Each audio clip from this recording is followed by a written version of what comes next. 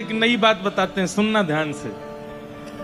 हमारे ठाकुर जी टेढ़े काय को खड़े हैं। कई इसके पीछे बातें बताई जाती हैं, पर वास्तविकता यह है कि किशोरी जी, ललिता जी ठाकुर जी के किसी अंग को देखती हैं, विशाखा जी किसी अंग को देखती हैं। सब सखियों के कोई नेत्रों पे अटकी है, कोई नासिका पे अटकी है, कोई कानन पे अटकी है, कोई लटान पे अटकी है, कोई हाथन पे अटकी है, कोई चरणन में अटकी है। पर हमारी किशोरी जी जब जब ठाकुर जी के समीप आती हैं, उनकी दृष्टि यहीं पड़ती है, कमर पे।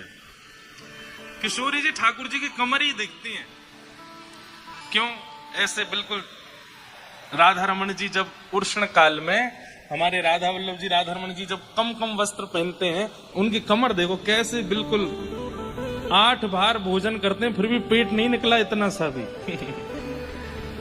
ऐसे बिल्कुल महाराज, ऐसी कमर है ठाकुर जी की। तो ये टेढ़े, कमर से टेढ़े कैसे भय? किशोरी जी जब देखो वहीं देखती है। जब जब ठाकुर जी के सामने आती हैं, सर्वांगीण अंग का दर्शन सब लोग करते हैं, किशोरी जी भी करती हैं, पर किशोरी जी के नेत्र रुक जाते हैं कमर पे।